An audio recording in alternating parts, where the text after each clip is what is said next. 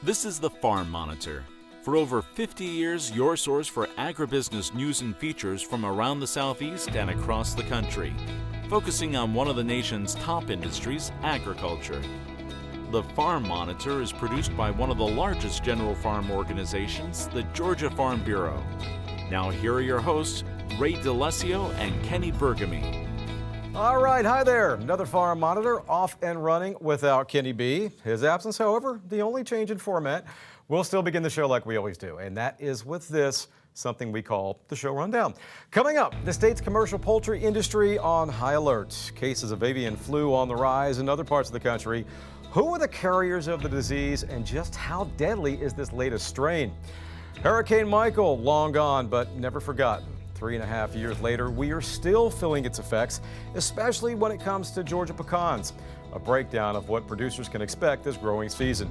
And then later, is there anything a drone cannot do? I mean, look, they can even start forest fires, for crying out loud. But in this case, it is the U.S. Forest Service controlling the drones.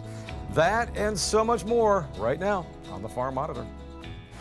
With broilers and eggs being Georgia's two largest agricultural commodities, it's no wonder we're known as the poultry capital of the world.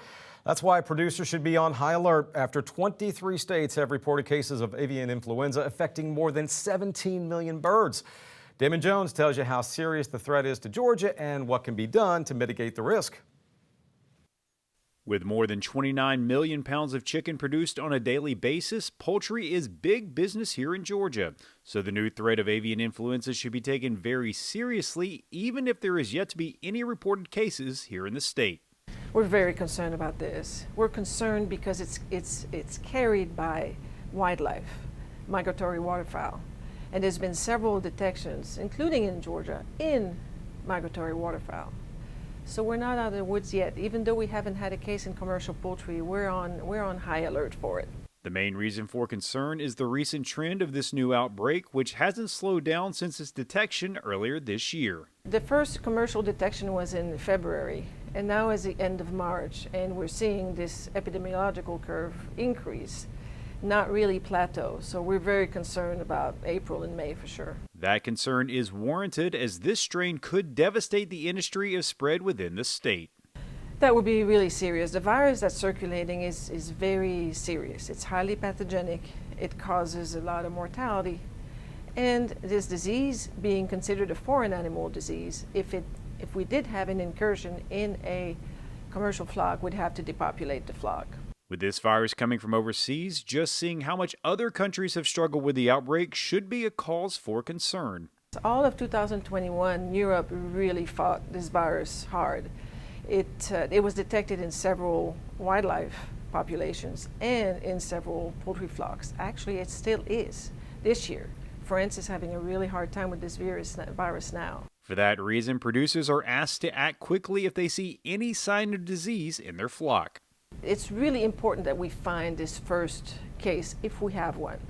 And the reason is, if we find the first case and depopulate it, stamp it out, then we've prevented the spread of the virus from this flock to another flock. And that applies to backyard chickens as well, as they might be even more susceptible to the disease. We're not out of the woods, far from there, as far as the risk that we perceive for this entire country. So it's really important that backyard chickens, especially if the chickens are outside and have contact with wild birds or wild waterfowl, or if there's waterfowl in their backyard flocks, it's really critical that these citizens be aware of the threat, and if there's anything that happens to their flocks, such as production losses or mortality, that they let us know. Despite the hand-wringing, there are measures already in place that help producers cope with the current threat.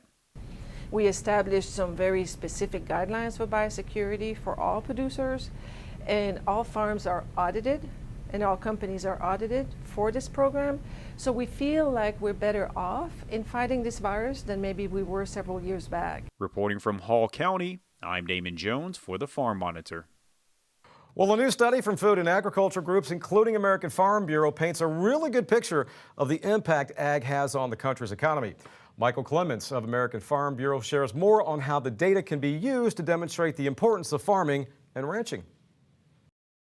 The 6th annual Feeding the Economy study reveals how the food and agriculture sectors influence the local and broader United States economies. American Farm Bureau Federation Chief Economist Dr. Roger Cryan says the study helps the public understand the impact of agriculture. Feeding the Economy is a number of different things. It's a study and it's a website, feedingtheeconomy.com, and it's a partnership among ag groups. It's aimed at helping folks better understand the impact of agriculture. He says the data drives home that agriculture is the foundation of the U.S. economy. For the U.S. as a whole, there were about $3 trillion in output in the agriculture sector. This includes the jobs and wages and output directly involved in supplying and producing and delivering through the food and agricultural supply chain. Agriculture is a massive industry. And so, again, for the U.S., $3 trillion in output, 21.5 million jobs, $819 billion in wages. Cryan says it's all about helping others understand the importance of American agriculture. We know that agriculture is important in many different ways, but for those who need more black and white convincing about how important agriculture is, this is very helpful. Feedingtheeconomy.com will feed you the numbers for the U.S. and for your state and even for your congressional district. And the objective here is to provide absolutely up-to-date information about how important agriculture is. It helps folks understand, as much as we take it for granted, that the food is there when we need it. Again, learn more at feedingtheeconomy.com. Michael Clements, Washington. In the meantime, with Georgia also being one of the top pecan producing states, it's important for growers to stay up to date on the latest research, industry information, and equipment to make them as productive and efficient as possible. That's where the Georgia Pecan Growers Association's annual meeting comes into play. John Holcomb has that story. Down in Perry, Georgia pecan producers got the chance to attend this year's Georgia Pecan Growers Association's annual conference, a time that allows growers and industry professionals the chance to fellowship, see the latest and greatest equipment, and learn about what's happening in the industry.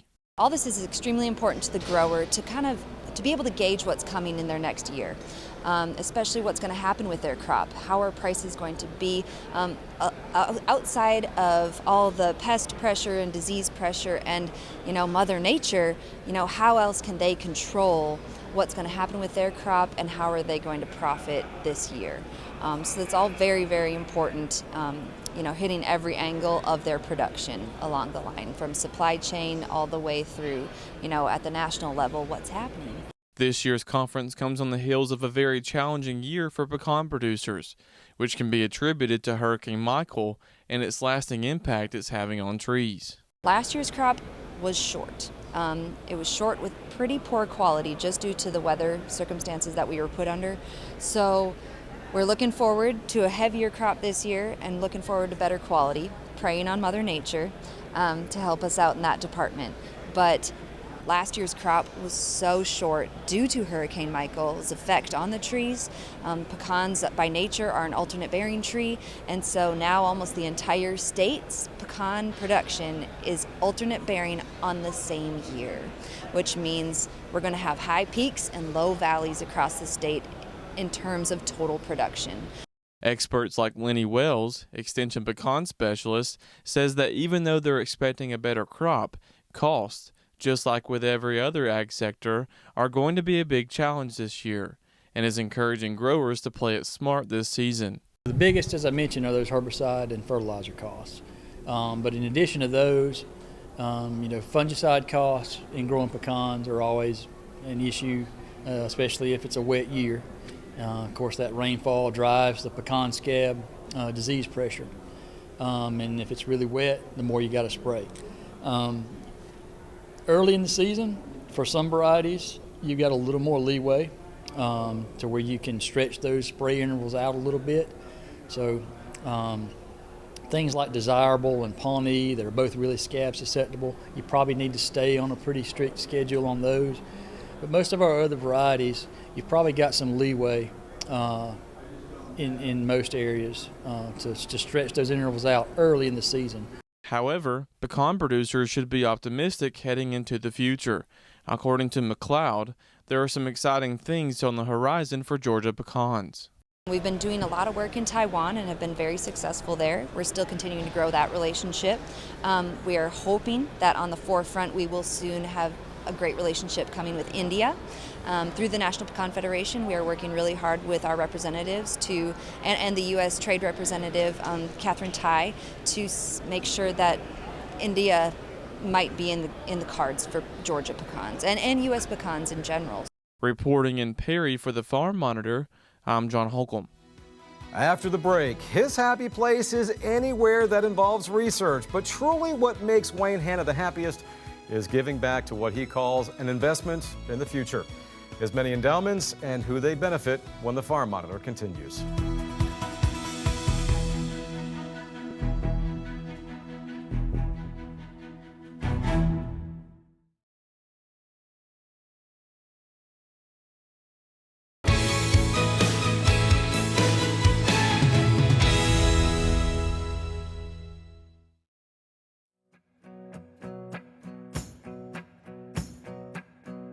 Hi, I'm Ken Parker, Wildland Fire Specialist for the Georgia Forestry Commission. Today I want to talk to you about our new burn permit system for certified burners. This system is not for homeowners that are burning natural vegetation such as leaf and limb piles that they hand pile in their yards. This is for acreage burns only. For the Georgia Forestry Commission, this new permit system is going to allow us to collect better data. We're going to be able to see a whole picture of what's going on across the state when we're able to plot the V-smokes on one map. We're also going to be able to provide better information and data to the Georgia EPD so that they can input that into their air quality models. We have high quality data that we can work with, better than the old system. And it provides information regarding air quality and health for communities all the way up to regional level where we can compare things to standards. One of the big advantages for a certified burner is they're now going to be able to enter a permit up to 48 hours in advance until noon the day before the burn, and anything that's entered after noon we're going to attempt to get to, but no guarantees. After a certified burner has entered the request and up to 24 hours before the actual burn, a GFC employee will look at the burn request, they'll look at the V-smoke, rerun the V-smoke to see if the weather has changed, and then they'll send an email out to the certified burner either approving or denying that burn permit. So we hope these tools that we've provided for you in the permit system are very handy. You can also check out the videos on our website on how to request an account and how to enter a permit request. I want to give a special shout out to the Georgia EPD Air Quality Branch for bringing us the funding opportunity. Without them, this new permit system would not have been possible. If you want to know more about the new burn permit system, you can check out the website below, or you can contact one of our local offices. From Super Bowl playing surfaces to the greens of professional golf majors, the turf at the Olympics, even some of the plants you see at the big box stores. Famed UGA researcher Dr. Wayne Hanna has helped develop it all. To know Dr. Hanna enables you to be smarter as a person because his knowledge and craving for information is contagious. But aside from his incredible mind and work ethic, there's this. The fact, if need be, Wayne and his wife Barbara would give you their last dollar and not think twice about it.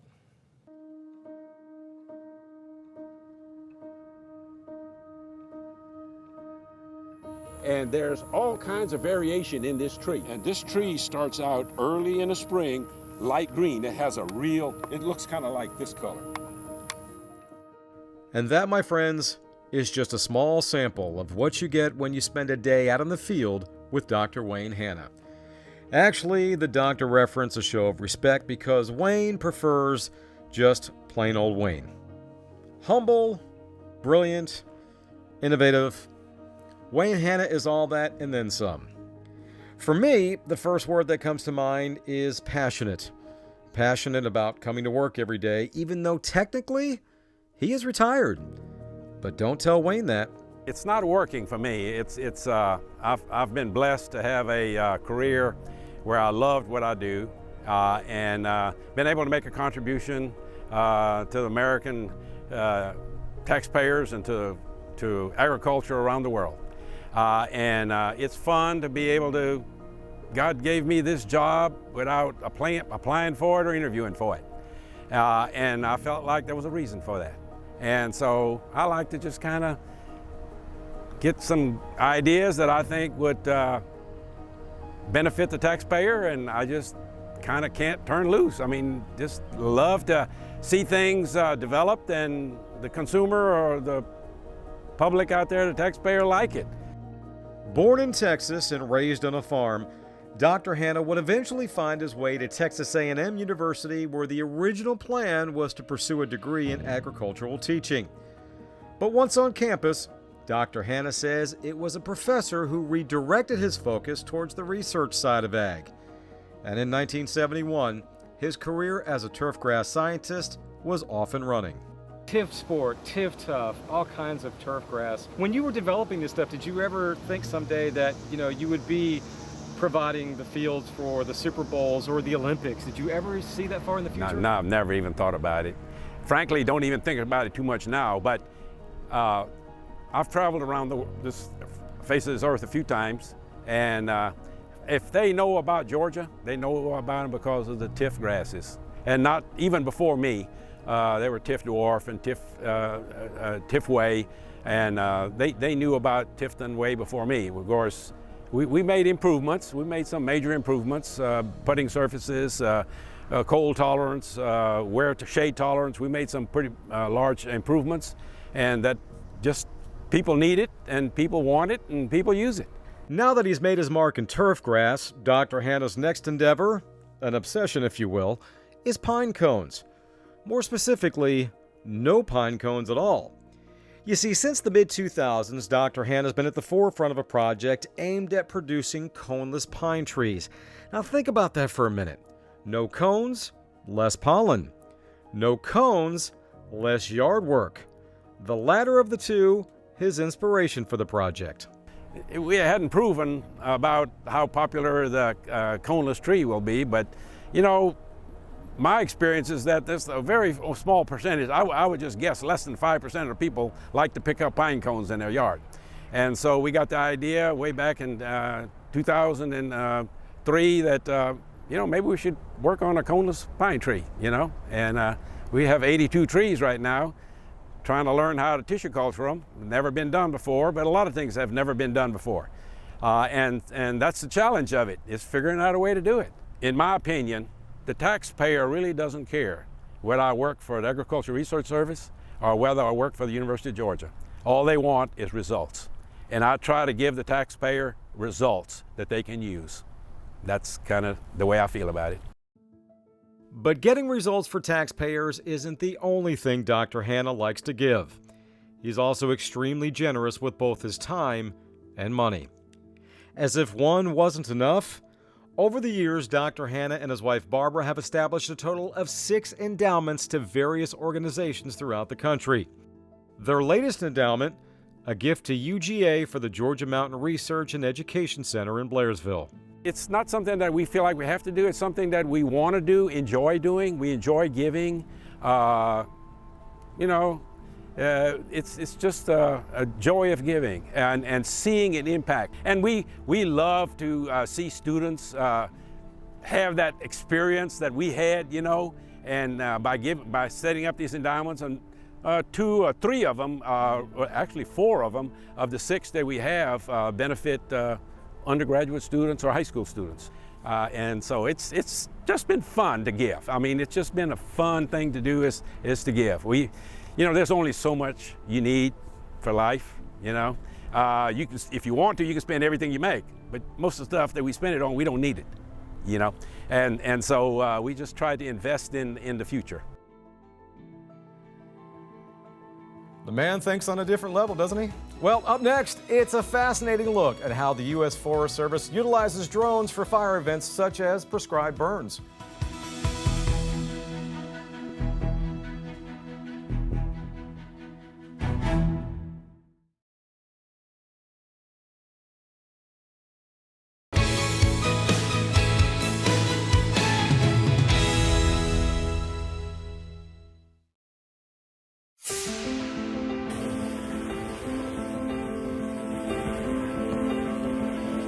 We were talking about a new tool that we can introduce a new conversation on risk management.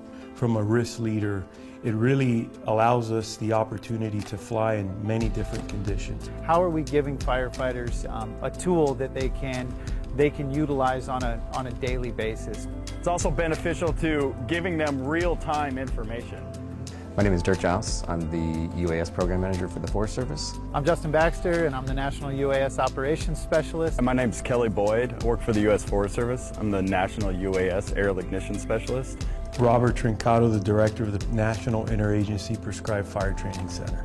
My name is Tyler Mungel. I'm the R9 UAS Aviation Specialist, and this is the UAS Aerial Ignition Academy. The UAS Aerial Ignition Academy is a place where we can train our UAS pilots to fly UAS on prescribed fires, and also give them experience using aerial ignition devices to further help fire managers with prescribed fire. So aerial ignitions, it's a system created by a company called Drone Amplified, and it uses, they're called dragon eggs. They look like about the size of a paintball, and they're filled with a chemical, and when that chemical is mixed with ethylene glycol or antifreeze, you get a chemical reaction that creates a small fire on the ground. So we'll utilize the UAS to fly the units and drop the dragon eggs to start little fires instead of having a firefighter walk across the unit or again using a manned helicopter to do it.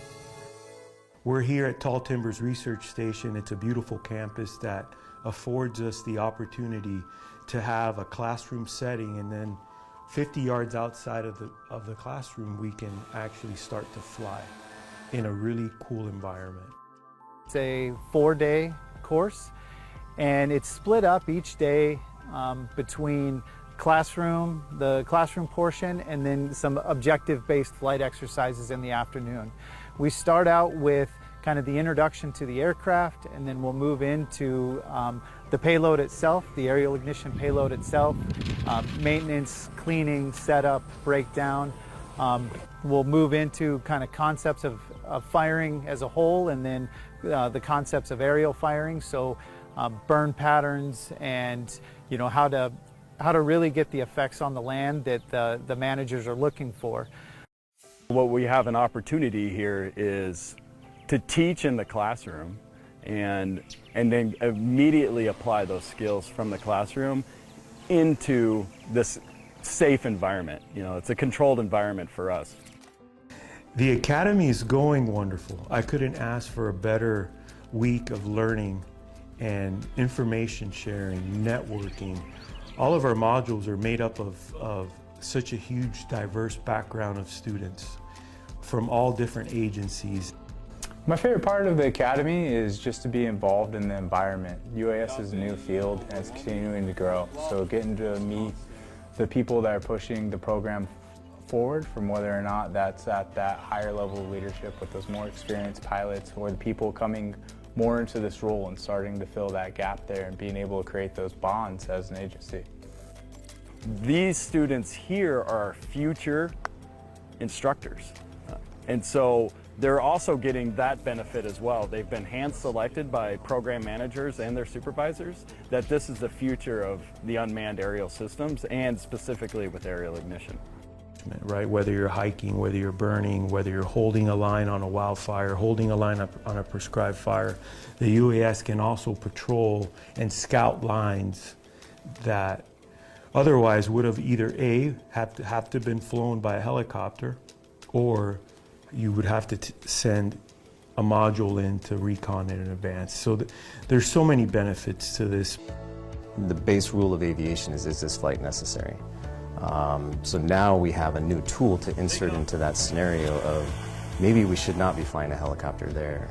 Maybe we can use this system, or now we can actually unlock different opportunities where we couldn't use some of our piloted assets due to smoke or at night, but now we can use an unmanned system within that profile. And so to really lock down on our safety case for the agencies. I think it really comes down to that idea of working smarter, not harder, and utilizing the technologies that are out there to our advantage. That's my guiding focus, is to increase safety for our overall employee well-being. Tell you what, drones just get more and more high-tech, don't they? Hey, quick reminder for all the latest ag news here in Georgia, be sure to check us out at farm-monitor.com. Take care, everybody. Thanks for watching. We'll see you next week. Stay safe.